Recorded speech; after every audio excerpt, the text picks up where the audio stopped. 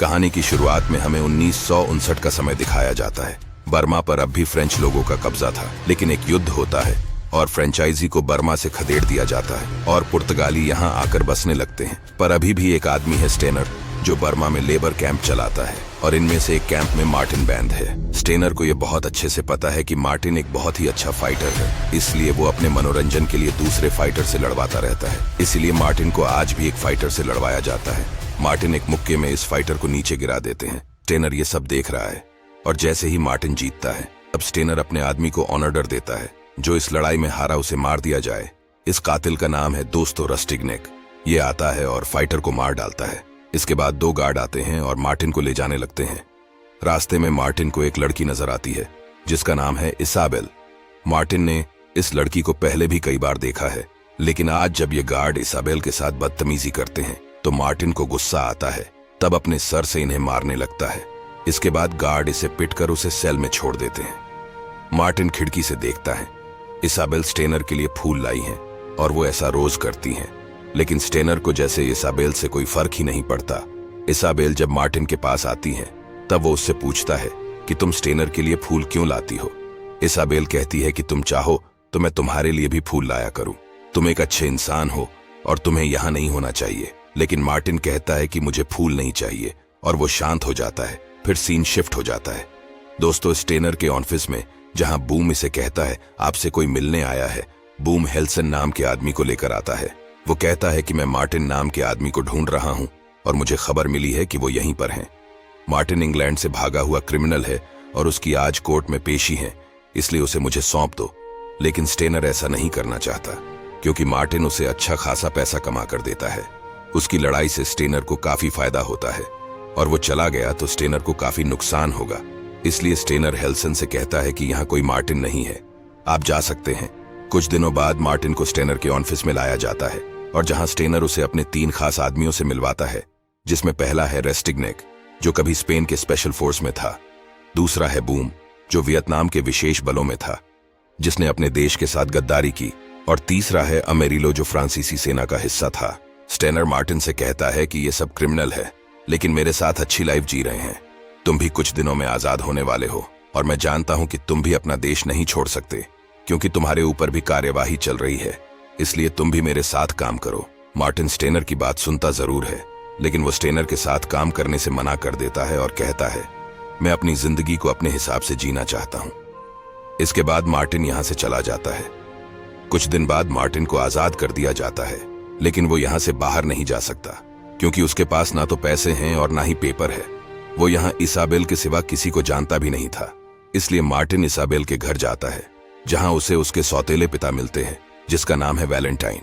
फिर मार्टिन उससे पूछता है कि इसाबेल स्टेनर को रोज रोज फूल क्यों देती है। तब वैलेंटाइन उसे कहता है कि इसाबेल स्टेनर की बेटी है, मतलब इसाबेल की माँ स्टेनर की पत्नी थी, लेकिन उसने लगा कि उसकी माँ धोखेबाज है, इसलिए उसने उसे छोड़ दिया। लेकिन वो स्टेनर को रोज फूल देने जाती है क्योंकि जानती है कि स्टेनर ही उसके पिता हैं। वैलेंटाइन उसे कहता है कि मेरा एक बार है, तुम यहाँ काम कर सकते हो, क्योंकि मार्टिन कहीं नहीं जाता और यहीं रुक जाता है और उसके बार में काम करने लग जाता है। एक दिन वैलेंटाइन के बार में 2 लोग लड़ने लग जाते हैं और वो मार्टिन से कहता है दोनों को उठाकर बाहर फेंक दो।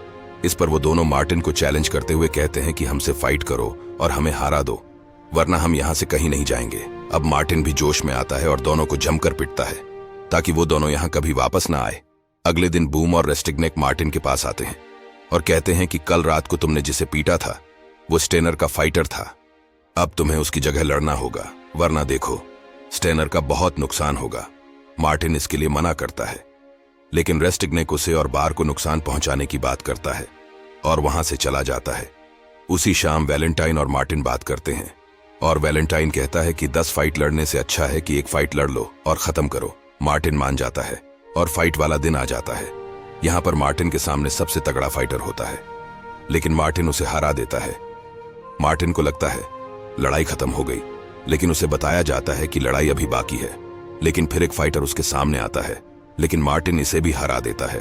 दूसरा तरफ हेल्सन वैलेंटाइन के पास जाता है और उसे मार्टिन के बारे में बताता है कि वो एक क्रिमिनल है और उस पर कार्यवाही चल रही है।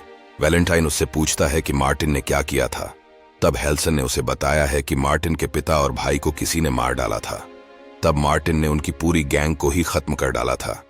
तब वैलेंटाइन उसे कहता है कि कुछ दिन पहले तक मार्टिन यहाँ काम जरूर करता था, लेकिन अब वो कहाँ है उसे कुछ नहीं पता। वैलेंटाइन उसे पैसे का लालच भी देता है, लेकिन वो फिर भी उसे नहीं बताता। इधर स्टेनर उसे फिर से अपने गैंग में शामिल होने का लालच देता है और पैसे का भी, लेकिन मार्टिन स्टेनर की एक नहीं सुनता और यहां से चला जाता है। अगले दिन स्टेनर कुछ टाइप करता है और कहीं ना कहीं वो भी जानता है कि इसाबेल उसी की बेटी है, लेकिन वो उसे सबके सामने कबूल नहीं कर पा रहा है और वो ये सब लेटर में लिखता है और इसे अपनी शादी की तस्वीर के पीछे छिपा देता है। दूसरी तरफ मार्टिन और वैलेंटाइन बात करते हैं। वैलेंटाइन इसाबेल को अमेरिका भेजना चाहता है, इसलिए वैलेंटाइन उसे कहता है कि ये जगह तुम्हारे लिए सही नहीं है, इसलिए एक काम करो कि तुम इसाबेल को अमेरिका लेकर भाग जाओ। मैं भी कुछ समय के बाद इस बार को बेचकर थाईलैंड निकल जाएगा। अब मार्टिन को यह प्लान तो पसंद था, लेकिन उसके पास पैसे नहीं थे, इसलिए वो अगले दिन स्टेनर के पास जाता है और एक आखिरी बार लड़ने को कहता है।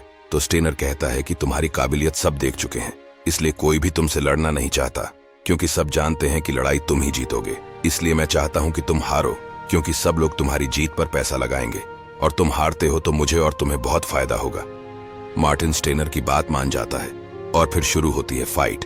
स्टेनर के मुताबिक हर किसी ने मार्टिन की हार पर पैसे लगाए हुए थे, लेकिन मार्टिन ये लड़ाई हार जाता है। दूसरा तरफ रेस्टिग्नेक वैलेंटाइन के पास पहुंचता है और वैलेंटाइन को बताता है कि मार्टिन ये लड़ाई हार चुका है। ये सुनकर उसे बहुत बड़ा झटका लगता है, क्योंकि वैलेंटाइन ने अपना पूरा बार मार्टिन पर लगा दिया था, इसलिए उसे बहुत नुकसान होता है। तभी वहां पर इसाबेल आती है। इसाबेल को यकीन नहीं हो रहा था कि मार्टिन हार चुका है। उसे लगता है कि रस्टिग्नेक झूठ बोल रहा है, इसलिए वो उसे थप्पड़ मार देती है। बदले में रस्टिग्नेक भी इसाबेल को एक थप्पड़ जड़ता है और जब वैलेंटाइन बंदूक निकालता है तो रेस्टिग्नेक के आदमी उसे और इसाबेल दोनों को ही खत्म कर देते हैं। रात को मार्टिन वापस लौटता है, लेकिन उसे नहीं पता था कि क्या हुआ। तभी रस्टिग्नेक बाहर निकलता है और मार्टिन पर फायरिंग करता है। मार्टिन भी जमीन पर गिर पड़ता है। रस्टिग्नेक को लगता है कि मार्टिन भी मर गया है, इसलिए इन तीनों को गाड़ दिया जाता है। लेकिन दोस्तों, मार्टिन अभी भी जिंदा था। वो गड्ढे से बाहर निकलता है और इसाबेल को भी बाहर निकालता है। तब हमें पता चलता है कि इसाबेल अभी भी जिंदा है। मार्टिन इसाबेल को लेकर पास में कुछ लोग होते हैं उनके पास जाता है और खुद को भी तैयार करता है ताकि वो स्टेनर की गैंग को खत्म कर सके। काफी दिनों बाद मार्टिन वैलेंटाइन के बार की तरफ जाता है, जहां किसी और का कब्जा हो गया था, जहां वो सबको मारकर अंदर जाता है और उसे अमरिलो मिलता है। इससे पहले कि मार्टिन कुछ समझ पाता, उस पर हमला कर दिया जाता है, लेकिन मार्टिन भी कमजोर नहीं पड़ता और सबको मार डालता है। पर अमरिलो यहां से बचकर भाग जाता है और स्टेनर को सब कुछ बता देता है। स्टेनर को लगता है कि मार्टिन यहां सारे पैसे लेने के लिए आ रहा होता है, इसलिए वो पैसों को छुपाने के लिए कहता है। तभी वहां मार्टिन आता है और अमरिलो को मारकर सभी पैसों में आग लगा देता है। दूसरी तरफ स्टेनर को यह सब पता चल जाता है और वो अपने लोगों को तैयार करता है और सबको तगड़ी बंदूकें देता है। लेकिन मार्टिन नीचे के रास्ते जाता है और पीछे से आकर सबको एक एक कर मार डालता है। इसके बाद वो पहुंचता है स्टेनर के चैम्बर में और उसे बंदूक से मारने की जगह पास ही रखी तलवार से बुरी तरह मार डालता है। तभी दोस्तों यहाँ पर बूम आता है और मार्टिन को लड़ने के लिए चैलेंज करता है और दोनों के बीच लड़ाई शुरू होती है। तभी मार्टिन को लगता है कि बूम को हराना आसान नहीं है, इसलिए वो बंदूक से बूम को मार देता है और रेस्टिग्नेक को ढूंढने निकल जाता है और देखता है कि रेस्टिग्नेक अपने आदमियों को तैयार कर रहा है।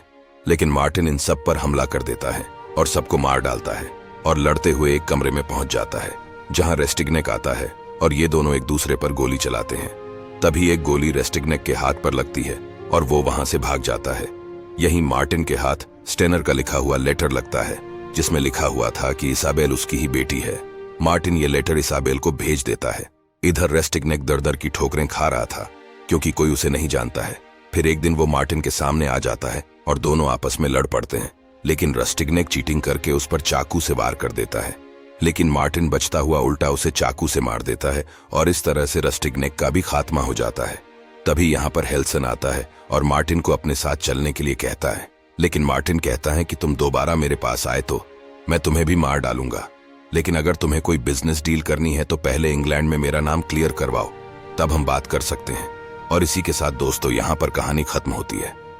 तो दोस्तों, आपको ये कहानी कैसी लगी कमेंट सेक्शन में जरूर बताएं। इसी के साथ हमें इजाजत दीजिए और वीडियो पसंद आया तो लाइक करें, शेयर करें और सब्सक्राइब करना ना भूलें। धन्यवाद।